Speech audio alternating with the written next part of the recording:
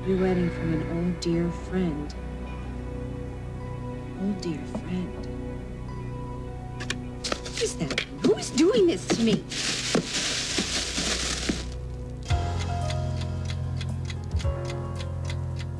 I was through checking the place out when I heard this ringing coming from an old clock.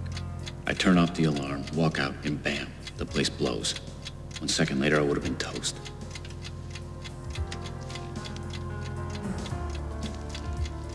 Bob.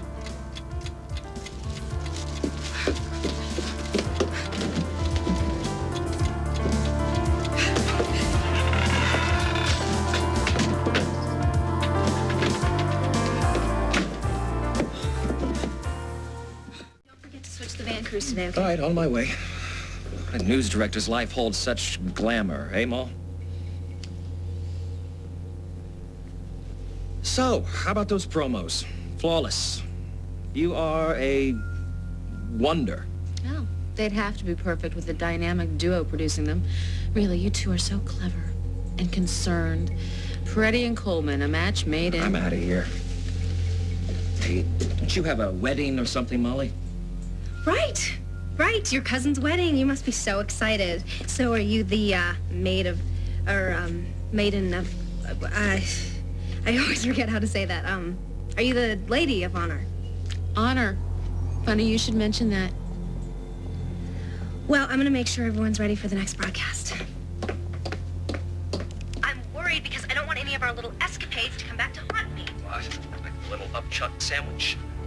Oh, thank God you got rid of those leftovers, but... What did you do with that ipecac syrup that you laced it with? Sit down, Peretti. You and I are gonna listen to the whole beautiful song together. Oh, I know the context, you sneaky little weasel. Kill Molly's career and take her job. No, I would never do that, Molly. But using ipecac syrup to make me throw up? Really, Katie, that is low even for you. Were you so anxious to get your little all-American puss on TV that you'd make me physically ill? No, Molly, I didn't do it. I didn't do it. Oh, no, you just sat back checking your lip liner while I was off losing my lunch. I didn't even know the syrup was in the sandwich until after you ate it. But you could have come to me and said, Molly, don't eat that sandwich. Stop. It's going to make you sick. No, but you didn't. I couldn't. It was because too you were late. too busy sucking up news copy, Katie.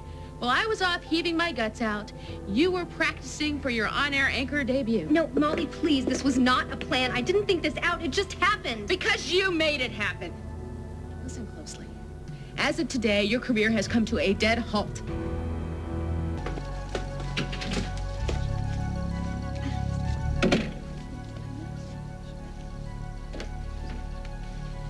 Hey, Molly. What's up? A lot. But I'm not so sure this is the time or place to get into it. Well, if it's something I should know, then maybe you should tell me.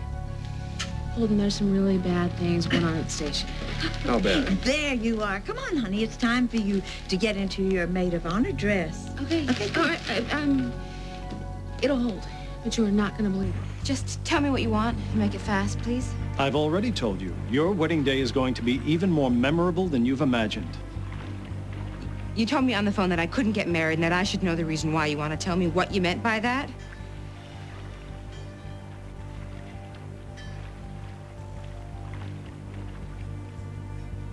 He sent you, didn't he? And you seem so sincere, so genuine. The check was genuine. The rest, I'm afraid... But why pull the rug out from under me now? I've gotten married before. Oh, indeed you have. Mrs. Munson, Mrs. Dixon, Mrs. Snyder even. Pity. This time you wouldn't have had to have even replaced the monogram towels. So he knows the whole story. How I blew it with Rosanna's money. Ah, yes. Your beloved and generous sister. You didn't hang on to that 50 million very long, did you? After which, you were reduced to working as a lavatory assistant. From there, working at Al's waitressing was a definite move up. Well, if he knows all of this, then he knows that this time I did not blow it. I took you at your word about that check. That it was a reward? For helping to capture that that hitman. Don't you feel silly? I used that money to start over. The very first time in my life, I didn't squander an opportunity. I used it to create a very successful business, and now I'm back on top. And that's just what he wants, isn't it? For me to be on top again. Just so he can tear me down. It's true. She came to me and she said she'd been to every bridal shop within a 50-mile radius and asked me to design her dress for her. And I said, let's do it together. Okay, and this is the result. I'd say you two would make quite a design team. I don't think I'm going to be ordering any business cards soon, though. Wouldn't that be something? The two of you working together.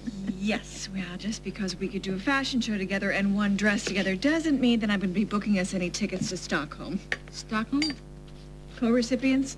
Nobel Peace Prize? I can just see the two of you now at the podium. Well, now, don't laugh. No, Don't laugh. so, what? Because Carly and I have become friends. Well, I think that's great. So do I. I think Jack has been a great influence on her. Well, I think she's livened him up a little bit, too. They just both seem so happy together. I know. And their happiness rubs off on everyone around them, even a hardened cynic like me. Where is that cousin of mine, anyway? It is little more than fashionably late. Hey, Jack. Should I give this a tight speech or what? Thanks.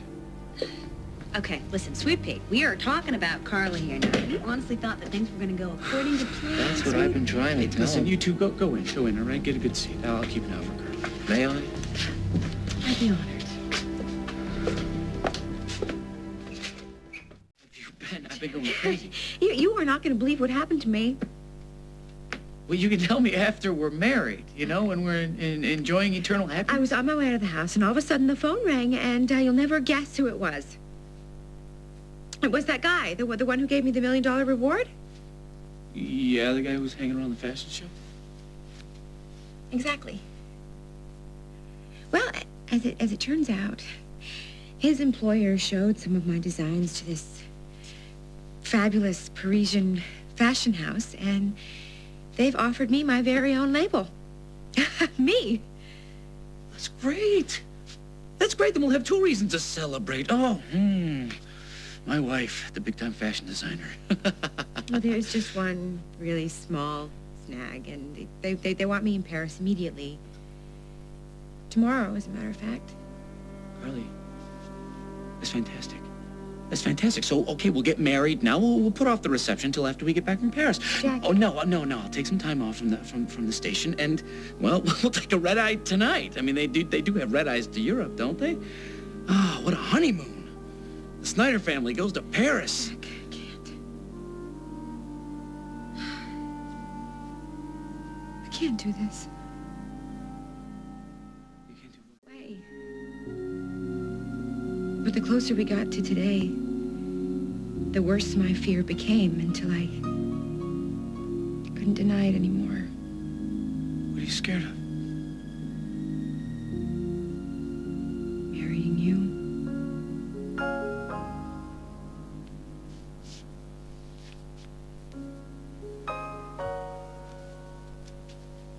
So you're saying you don't want to get married? No.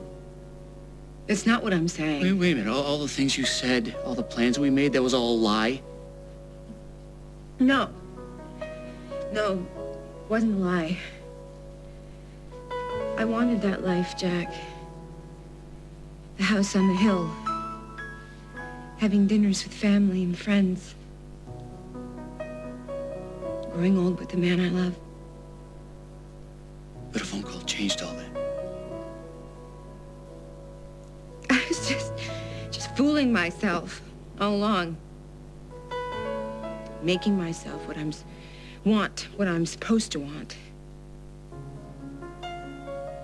But what if I wait? What if I go to Paris, I get this whole label thing up and running? Who knows, I'll probably be completely bored within a couple of months, a year tops, and I'll miss you like mad. And then when I come back,